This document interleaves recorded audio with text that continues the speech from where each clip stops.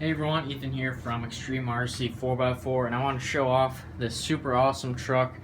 No, it's not mine, but I wanted to show it off anyways because this is a customer's truck that I have in here, and the setup is really unique from what I've ever seen. And as you can see, it has a ton of flex. These are two stock TF2 tires in the front, and there's one in the back. So these two tires are just barely touching the ground, but has a ton of flex and still sits at a really nice moderate ride height. As you can see, it's more of a droop setup. And what this truck is an RC 4-wheel drive trail finder with the V8 motor in here. And this is a bumper that I've done for it.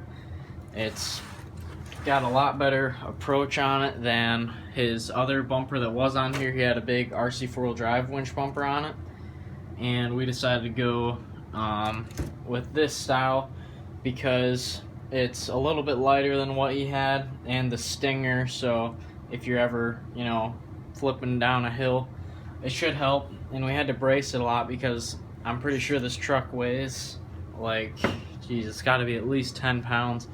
There's just so much brass on it because it's running Traxxas TX4 axles. Now the front is all stock plastic, but in the rear is where all of the brass is. So pretty sweet setup. It's all linked, and the only clearance issue he has is that the oil pan of the V8 motor sits on top of the differential on the TX4 axle. So that's no big deal, especially since it's drooped out most of the time. But I'll go ahead and pull the body off so you guys can have a better look at it.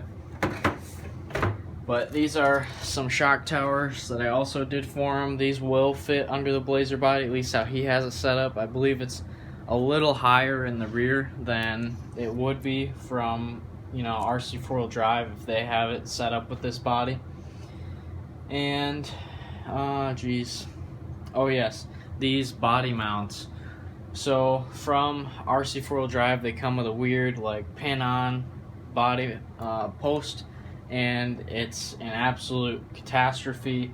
The pins that add on here have zero use whatsoever from what I can tell. It's impossible to take the body off using the pins. You still have to unscrew the body. So I just made these aluminum spacers that just go between the frame rails and this plastic post, and what that's going to allow us to do is get the flexibility of the plastic. Although this is pretty rigid, if you were to roll this over, it'll have a little bit of give to it rather than doing full aluminum posts. As you can see, this one isn't installed yet, but all the rest of them have it. So basically this spacer just accounts for all the extra space that that body post system took up. Not exactly sure what to call it, but yeah, he has some of my link mounts down here on it. He's using them a little bit different than you would normally use them, just they drop down a little bit further. And he also has the 3-link, or the top link here, mounted on an RC 4-wheel drive leaf spring hanger right there. So definitely not something I've ever seen before, and just such an awesome setup. He's also got my panhard bar mount right behind the shock here. So just super sweet bumper that I ended up doing for this truck. I think the truck overall is really awesome. I would definitely drive it with no shame. But anyways, guys, just thought I would show this truck off quick. Not really sure if I missed anything major. Basically, it's just a trail finder on portal axles, this sweet bumper, and he also has this roll cage in the back. So I don't believe this will work with the top, but it does look really good back there open.